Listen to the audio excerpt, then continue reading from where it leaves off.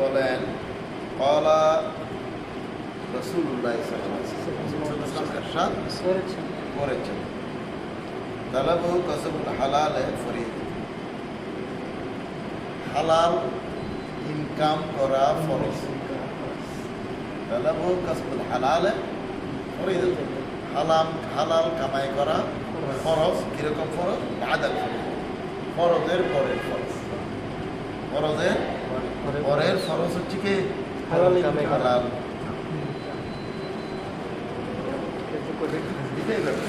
আবার কেউ কেউ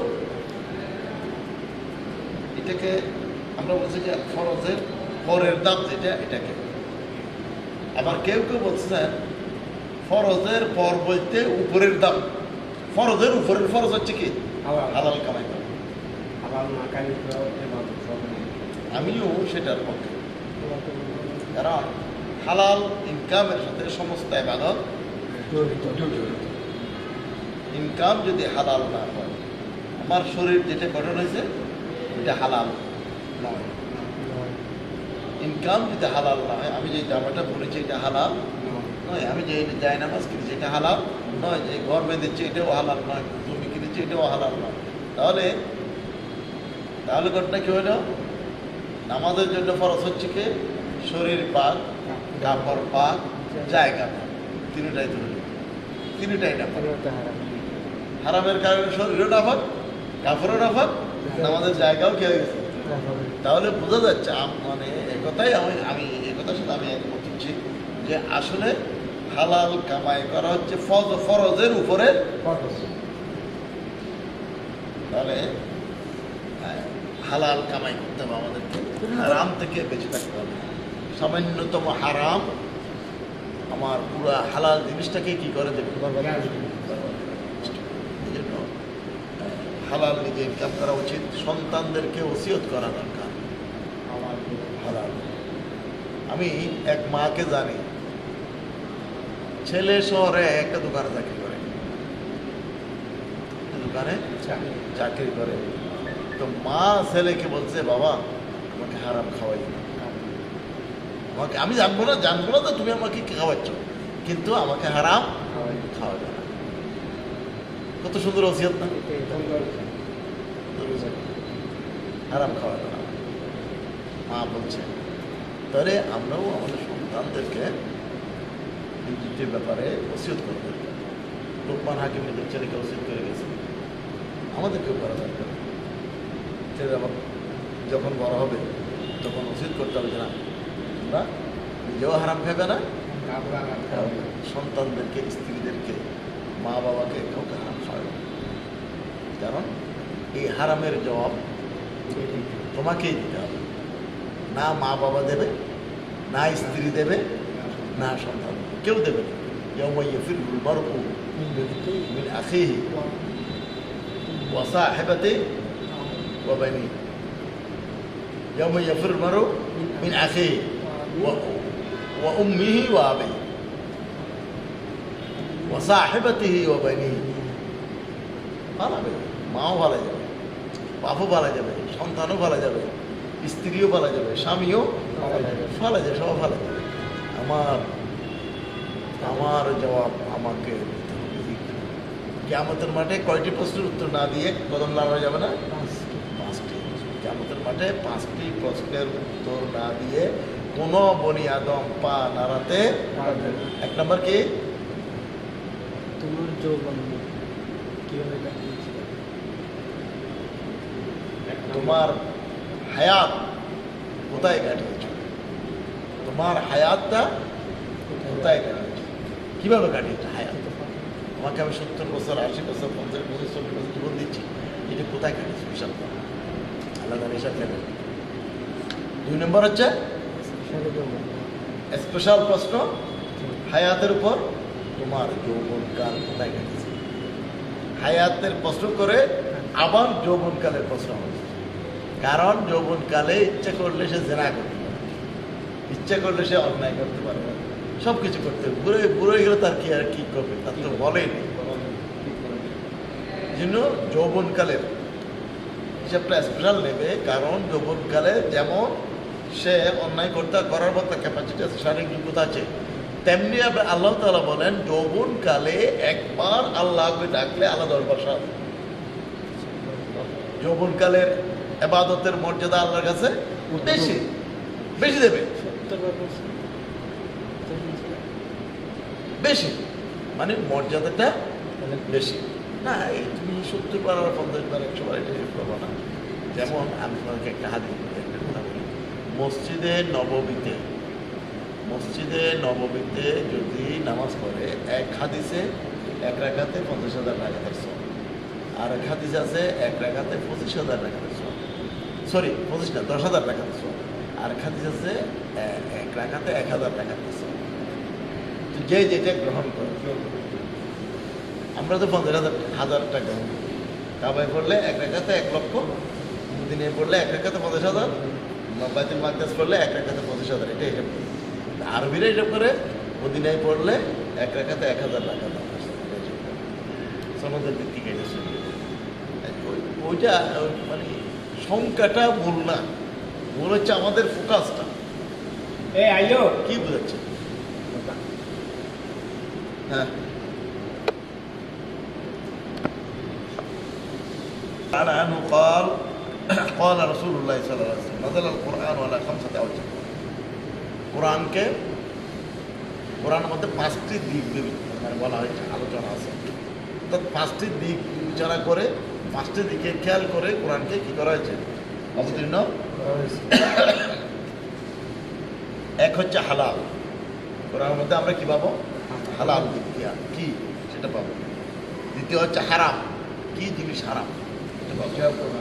তৃতীয় পাবো মুহকাম, আদেশ, কি আদেশ আমাদেরকে কি করতে হবে। আর পাবো মুতাশাবিহ, সন্দেহ। আর পাবো আমসাল, উদাহরণ। বুঝা গেছে?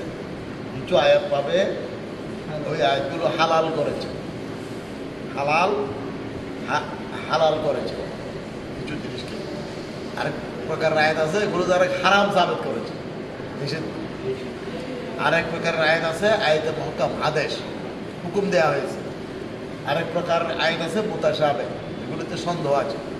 এগুলোতে কি আছে, সন্দেহ আছে। যেমন আলিফ লাম মিম, এটা সন্দেহ আছে, পড়ি কিন্তু এটার কোনো অর্থ আমরা জানি না। ইয়াসিন, কোনো অর্থ আমরা জানি না। এগুলো আয়াতের মুতাশাবিহ হাত পাবে, সন্দেহযুক্ত আয়াত। এরপর আছে কি উদাহরণ, বিভিন্ন উদাহরণ দিয়েছিলাম, উদাহরণ।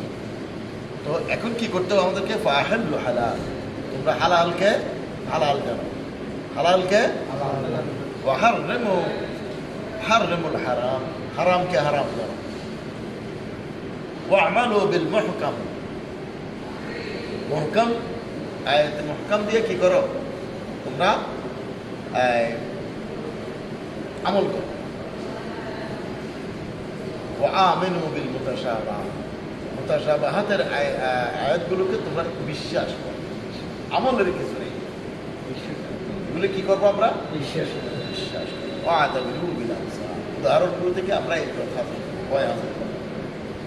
উদাহরণগুলো বিভিন্ন উদাহরণ যেগুলো দিয়েছে এগুলো থেকে আমরা কি ভয় হাসিল করবো, এই কথা হাসিল করবো। ঠিক আছে? এরপর আমরা আরেকটা হাদিস পড়ি। আন আবি হুরায়রা রাদিয়াল্লাহু তাআলা আনহু قال قال رسول الله صلى الله عليه وسلم ايها الناس ان الله طيب لا يقبل الا طيبا। আবু হুরায়রা বলেন রাসূল সাল্লাল্লাহু আলাইহি ওয়াসাল্লাম বলেছেন, হে মানুষেরা, ইন্না আল্লাহ তাইয়্যিব, আল্লাহ হচ্ছেন কি পবিত্র, আল্লাহ কি লা ইয়াকবালু ইল্লা তাইয়্যিবান, পবিত্র জিনিস তারা আল্লাহ গ্রহণ করে, যে কোনো জিনিস পবিত্র হতে হবে। ওয়াইন্নাল্লাহ আমারাল মুমিনিনা বিমা আমারা বিহি মুরসালিন, আল্লাহ তাআলা মুমিনদেরকে এই আদেশটা দিচ্ছেন, দিচ্ছেন সালাম। আসেন, কি অবস্থা, অসুস্থ বললো, আলহামদুলিল্লাহ একটু ভালো লাগতেছে। আল্লাহ তাআলা কি বলছেন, তোমাদেরকে সেই আদেশ দিচ্ছি যেই আদেশ নবী রাসূলকে দিয়েছি। নবী রাসূলকে যে আদেশ দিয়েছি সেই আদেশে দিচ্ছি। নবী রাসূলকে আল্লাহ তাআলা কি আদেশ দিয়েছেন, ইয়া আইয়ুহাল্লাযীনা আমানু কুলু মিন তাইয়্যিবাতি মা রাযাকনাকুম, হে ইমানদারগণ, তোমরা তোমাদেরকে যে রিজিক দিয়েছি সেখান থেকে তোমরা তাইয়্যিব ভালো জিনিস ভালো খাও, হালাল খাও, হালাল খাও। এরপর আল্লাহ নবী একটা ঘটনা বললেন, সুম্মা যাকারা আর রাজুলা, এরপর আল্লাহ তাআলা একটি ঘটনা বর্ণনা করলেন। কিরকম লোক? ইয়াতিলুস সফর, ইয়াতিলুস সফর, দীর্ঘ সফর করে আসছে। ওই লোকটা দীর্ঘ সফর করে আসছে। আশা আসা আকরা ইয়ামুদ্দু ইদাইহি ইলা সামাই ইয়া রাব্বি ইয়া। ওই লোকটা দীর্ঘ সফর করে আসছে। মুসাফিরের দোয়া আল্লাহ তাআলা কি করেন? কবুল করেন। দীর্ঘ সফর করে আসছেন, চেহারা মলি, ক্লান্ত, শান্ত, পরিশ্রান্ত, কাবার পাদদেশে দাঁড়িয়েছে। কোথায়? কাবার পাদদেশে দাঁড়িয়ে দাঁড়াইয়ে হাত তুলে দিচ্ছে আকাশের দিকে, ইয়া রাব্বি ইয়া রাব্বি ইয়া রাব্বি ইয়া রাব্বি করে আকাশের দিকে কি তুলে দিচ্ছে? হাত তুলে দিচ্ছে। আল্লাহ নবী বলেন কি? মাতআমাহু হারাম, সে যা খায় সেটা কি? হারাম। তার খাদ্যবস্তু কি? হারাম। ওয়া মাশরাবাহু হারাম, সে পান করে হারাম। তার খানায় হারাম, পান করে হারাম। ওয়া মালবাসাহু হারাম, সে যা পরিধান করেছে সেটাও কি? হারাম। ওয়া গুযিয়া বিল হারাম, তার শরীর গঠন হয়েছে কি দিয়ে? হারাম দিয়ে। ফাআন্না ইস্তিজাবু, আল্লাহ কেমনি তার দোয়া কবুল করে? মুসাফিরের দোয়া আল্লাহ কবুল করে, কিন্তু সে তো খায় হারাম, পান করে হারাম, পরেছে হারাম, এবং তার শরীরটা গঠন করছে হারাম দিয়ে। সুতরাং কাইফে ইস্তিজাবু দাওয়া, তার দোয়া কেমনি কবুল হবে? তার মানে তার দোয়া কবুল হবে না। তাহলে দোয়া কবুল হওয়া, ইবাদত কবুল হওয়ার পূর্ব শর্ত কি? হালাল কামাই করা। পূর্ব শর্ত হচ্ছে কি? হালাল কামাই করা। খেয়াল থাকবে। এরপর আরেকটা হাদিস বলে আমরা শেষ করেছি। আর আবি যার রাদিয়াল্লাহু তাআলা আনহু আন নবী সাল্লাল্লাহু আলাইহি ওয়াসাল্লাম قال ثلاثه لا يكلم الله يوم القيامه, তিন শ্রেণীর লোকের সাথে আল্লাহ তাআলা কিয়ামতের মাঠে কথা বলবেন। কয় শ্রেণী? তিন শ্রেণীর লোকের সাথে আল্লাহ তাআলা কথা বলবেন, রাগ করে, গুসা করে কথা বলবেন না। তিন শ্রেণীর লোকের সাথে আল্লাহ তাআলা রাগ করে কথা বলবেন না। তারপরে কি শুধু কথা বলবেন না এটা না, ওয়ালা ইয়ানজুরু ইলাইহিম, তাদের দিকে তাকাবেও না, তাদের দিকে তাকাবেও না। ওয়ালা ইউযাক্কিহিম ওয়ালা ইউযাক্কি লাহুম ওয়ালা ইউযাক্কি, তাদেরকে পবিত্রও করবে না। তার মানে কি? পবিত্র করে জান্নাতেও দেবে না। তিন শ্রেণীর লোক, তাদের সাথে কথা বলবে না, তাদের দিকে তাকাবে না, তাদেরকে পবিত্রও করবে না। কি কি? ওয়ালাহুম আযাবুন আলীম, তাদের জন্য রয়েছে কঠিন